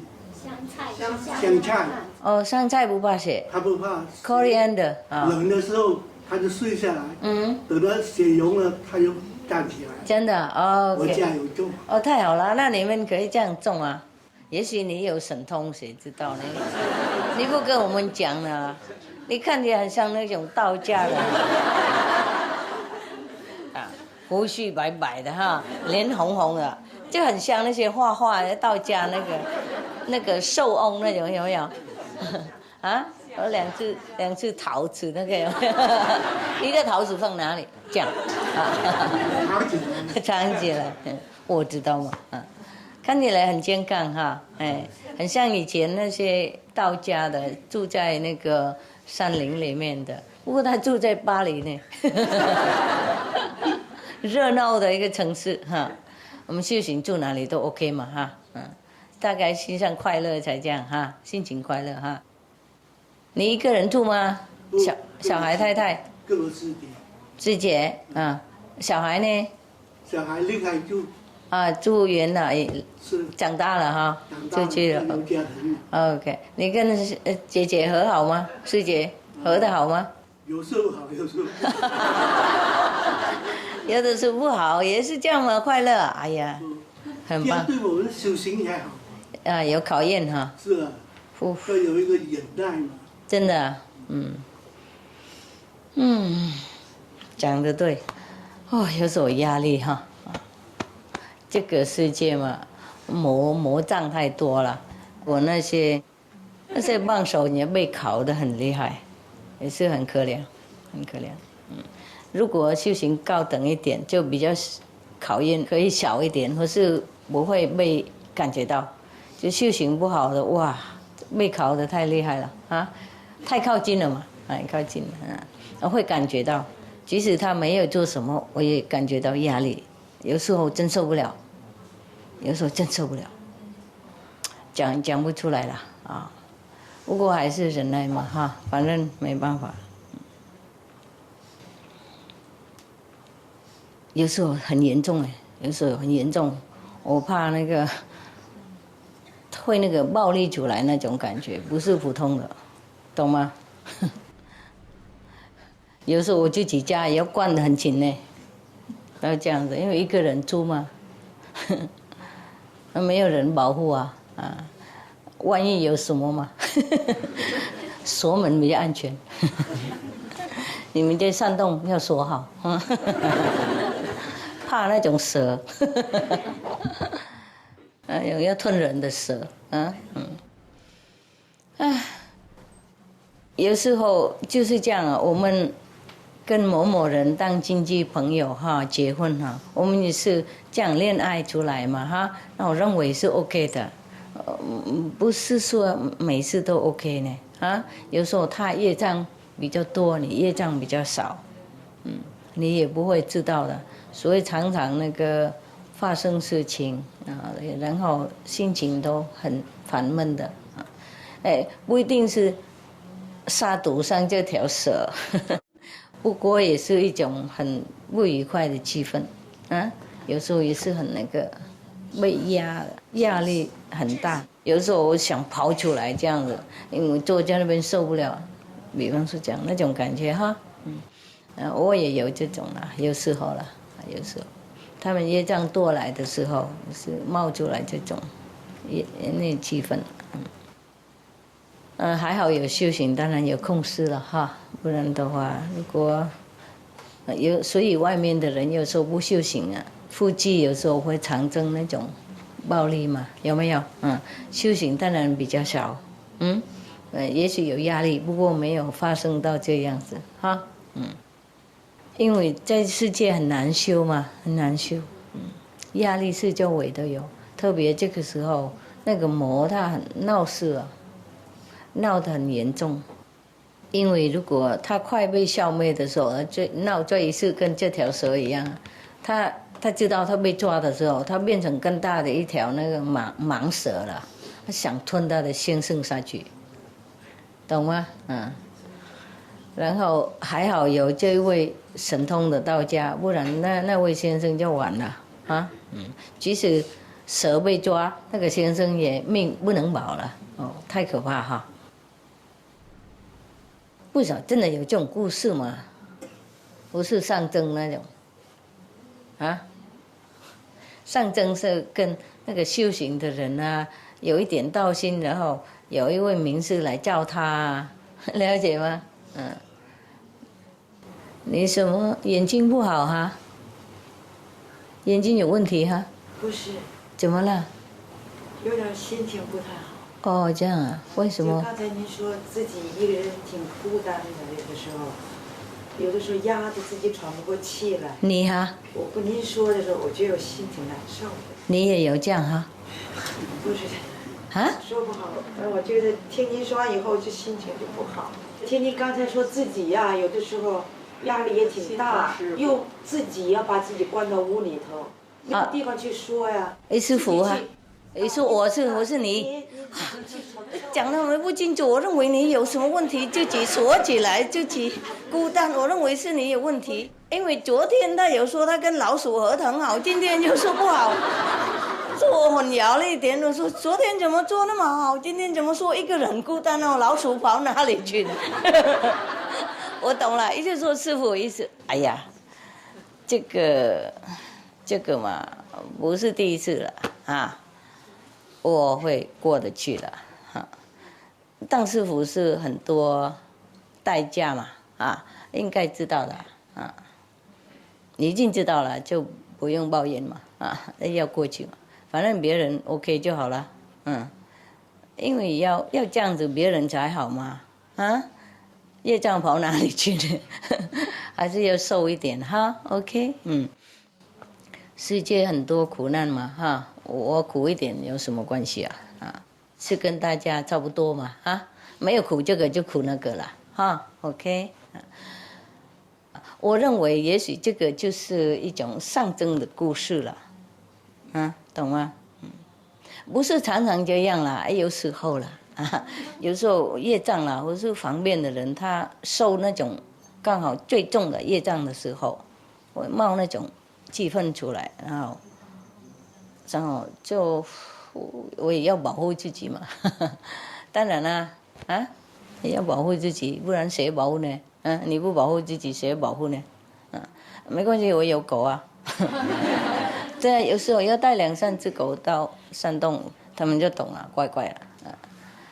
没什么嘛，一定有啦，他会保护我。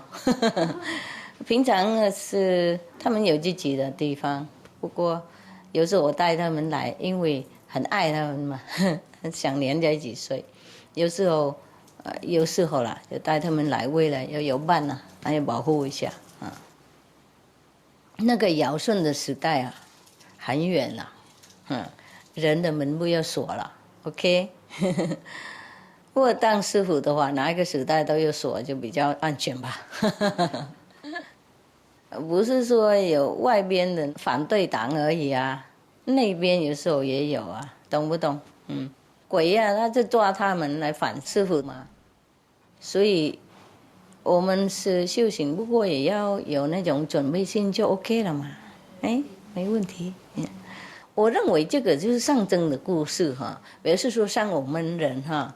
既然在这个世界被污染嘛，被那种社会环境影响了，有时候那个身口意变坏了，不干净。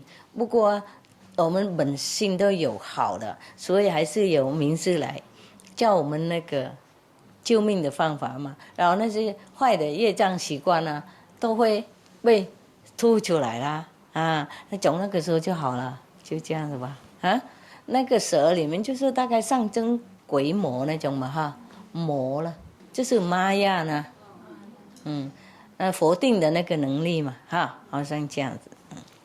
我们多数都被这种魔障啊、魔力都控制的，所以如果不修行，跑不掉了就对了，没有办法啊。在这个世界，哇，压力很多啊，有工作也有压力，没工作也有压力啊，结婚了有压力，没结婚也有压力，大家都快活不下去了哈。有时候这样子天天混下去，那个忙的时候就忘记了一点哈，不忙了就想着世界很痛苦哈。动物啊，想到他们，我们也受不了啊，好可怜。哦，世界啊，人啊，有一些地方很痛苦啊。我认为你眼睛不好，我有药水嘛，哎，才问而已。有一种药水，哎，我每天都要点的啊，不然这些灯好了，给那个是不舒服，啊？全世界侪吃素就好了。全世界吃素都好了，我同意嘛。讲得对了。老人家好聪明，我也认为这样子。我是你的顾问，我听得很清楚。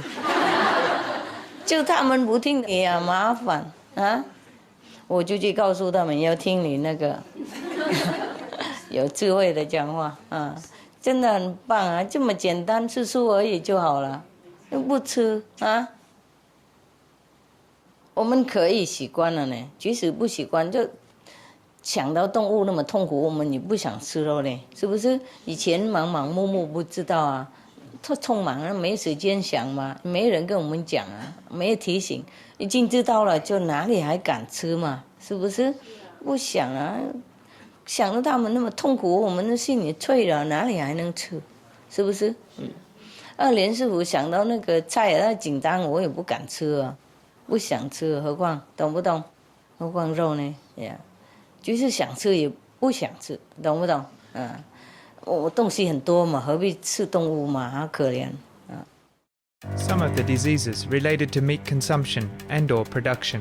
Fatal prion diseases transmissible through air or milk. Rabies, anthrax, sleeping sickness, Q fever, norovirus, swine flu, Ebola reston virus. Cured meats and fish increase leukemia risk in children. Antibiotic-resistant superbug infections and other dangerous bacteria strains. Blue tongue disease, E. coli, Salmonella. Bird flu, mad cow disease or Creutzfeldt-Jakob disease, 90% of the population at risk. Pig's disease, or PMWS, Listeriosis, shellfish poisoning, preeclampsia, Campylobacter, Clostridium difficile. Diseases hidden in healthy-appearing livestock. Food poisoning, heart attack, kidney failure from toxic additives like melamine and clenbuterol. Some of the costs of meat eating. Infertility.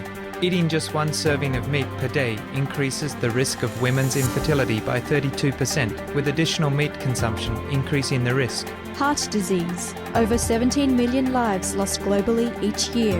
Cost of cardiovascular disease is at least $1 trillion a year. Cancer. Increased childhood cancers and adult reproductive cancers from hormones in meat. Colon rectal cancer. Over 1 million new colon cancer patients diagnosed each year. More than 600,000 colon cancer-related mortalities annually. In the United States alone, colon cancer treatment costs about $6.5 billion. Millions of people are newly diagnosed with other meat-related cancers every year. Diabetes. 347 million people are affected worldwide. An estimated $174 billion spent each year on treatment in just the United States. Obesity. Worldwide, 1.6 billion adults are overweight, with 400 million more who are obese. Costs $93 billion each year for medical expenses in the United States alone. At least 2.6 million people die annually from problems related to being overweight or obese. Environmental. Use up to 70% of clean water. Pollute most of the water bodies. Deforest the lungs of the earth. Uses up to 43% of the world's cereal. Uses up to 85% of the world's soy. Cause world hunger and wars. 80% cause of global warming, plus more. Some of the costs of milk consumption. Cowpox from milking cows. Bacterial microbes, pesticides, and enzymes found in cheese derived from the inner stomach linings of other animals. Up to 80% of the calories in cheese are from pure fat. Breast, prostate, and testicular cancer from hormones present in milk. Listeria and Crohn's disease. Hormones and saturated fat lead to osteoporosis, obesity, diabetes, and heart disease, linked to higher incidences of multiple sclerosis, classified as a major allergen, lactose intolerance, plus more. For help quitting, please visit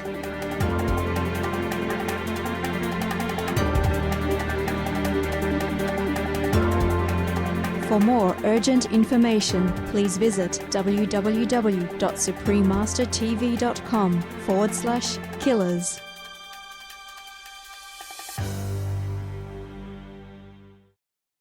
OK， 那个故事就是象征我们那个两个否定肯定的力量就对了哈，一定是这样吧啊？哪里有那条蛇了嘛？恐怖。不过这个否定的力量也是这样，就真那么恶毒的呢啊？即使没有伤害到人，意思说也许没有伤害他那个身体，没有把他们吃这个样子，不过也是伤害他们的精神了，是不是？压人家受不了啊，好痛苦，好痛苦。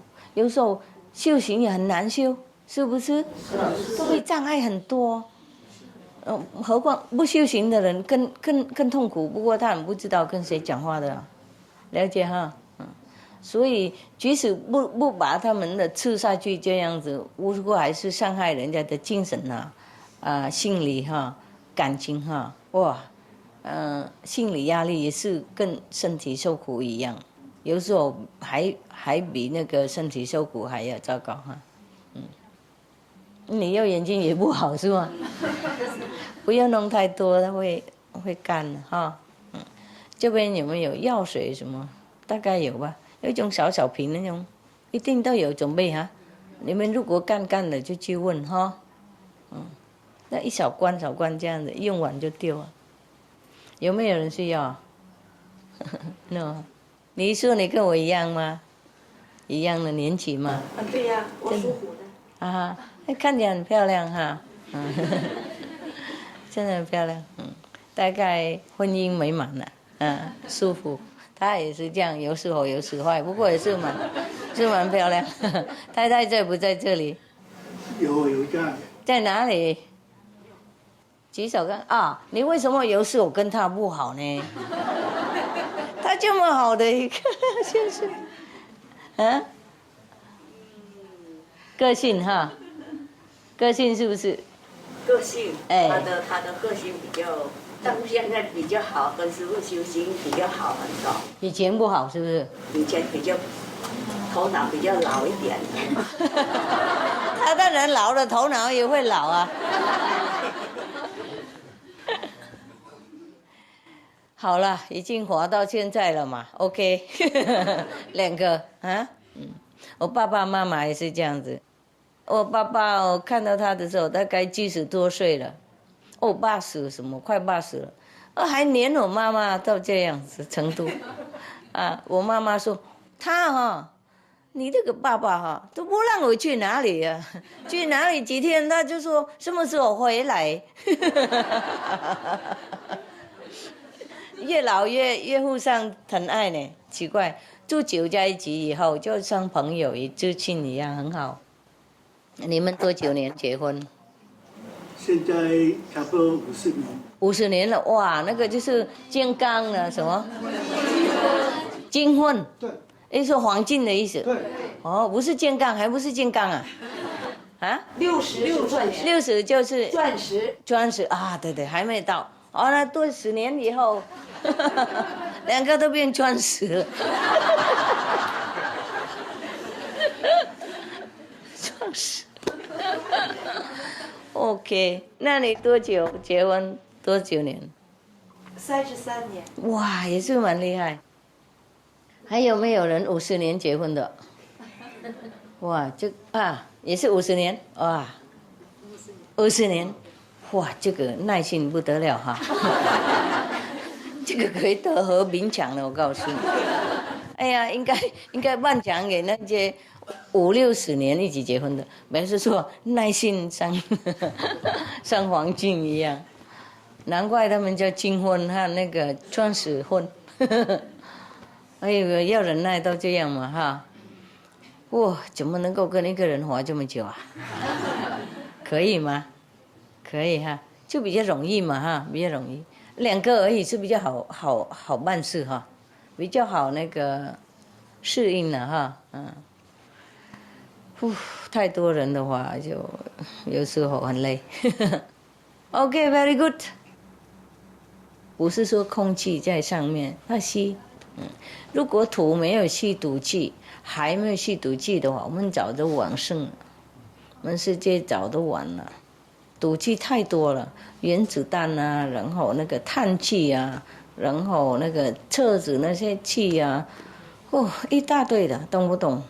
还有化水那些气啊，那些毒啊，丢在土上面，为了耕农田啊，越用那个土越被破坏，没有营养，不自然嘛。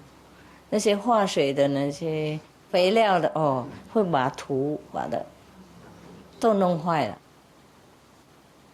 所以我们世界目前毒气毒药太多了，我们吃的东西也不怎么很那个营养，不怎么很干净，不怎么很补了。OK， 里面即使菜呀也是有毒，喝东西也有毒，喝水也会有毒，很多毒啊，碳气或是那个动物的那个粪啊，都肥料什么都跑到水里面嘛，沉到土，然后跑到水那边慢慢流到水里面，然后我们就喝下去了。然后因为太毒了，水不干净，所以要用很多化水给它消毒啊，等等等，更多化水。所以我们人呢，越来没什么长命是这样，而且病患很多，越来越多那个医院，越多肉，越多东西吃喝的，越有多病人，真的很可怜啊！告诉你，又不是说被磨压而已，身体也不能保存的好，这个工具也不能保存的好，我们修行的也不是我们要破坏它，那自然就这样子，释迦佛都是替我们破坏。所以我不知道世界的人什么时候才醒过来，不醒过来的话，即使没有世界暖化的话，慢慢也不怎么样，慢慢来也是生活也不会怎么好，身体越来也没怎么好，懂不懂？生病，吃那些那个不好的饭菜啊，然后喝那些毒的水啊，不好的很多化水的水，然后病呢就去医院要更多，吃了更多药啊，更多那些化水啊，更多那些抗生什么的，那是不是我们忙不过来了，救不了了自己，了解吗？看不了。你们修行的还好一点，有没有？因为有这种精神里面在保养我们一点。外面的人呢，常常去医院呢，懂吗？吃越多越去医院，好可怜。OK， 你们要靠功德了 ，OK 哈，靠功德，不然这个世界真的对我们没什么好东西。都不利，对我们都不利，身体也不利，精神也不利。身体不好，精神怎么能好？昏昏沉沉那样子，修行也不能集中啊。然后整天又被那个系统控制啊，要工作8个小时、10个小时，不然没办法活下去。然后回来就太累了，不管菜啊毒也要吃，因为饿嘛，没办法。没有吃这个也马上就死了，吃了就慢慢死。真的没选择，人真可怜。然后动物也把它连累进去，好可怜，好可怜。所以如果夫妻吵架母子不好，也不一定不一定是业障而已，是那些毒气给人家疯掉嘛，吃那些东西给人家那个精神不好嘛，啊，那生病了真的是这样啊，好可怜好可怜哈。那你们要多保护自己就行了 ，OK， 多修行，没有别的办法，我不能跟你们讲别的东西了，真的没有别的选择。除了全世界都停止那些破坏地球的那种方式了，吃饭什么种菜也要传回那个自然的，然后这个地球会恢复，然后会越来越好，树木也会重新再长回来，那个土啊它也会恢复，如果不继续虐待它，它会自己会恢复。然后我们功德越多的话，那地球会越来越快乐。好，那大家继续打坐，我回去房子方便 ，OK？ 好。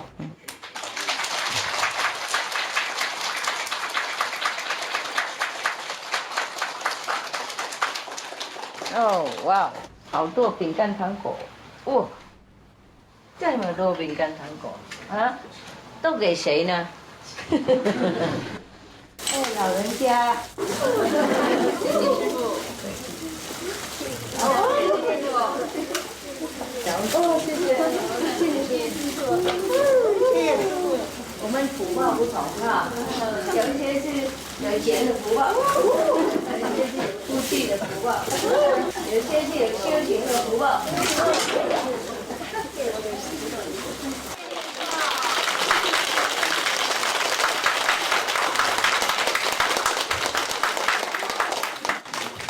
一路顺风哈，是是，然后先干预上来。之后挂钟啊，之后挂钟，保重啊，你们保重哈，师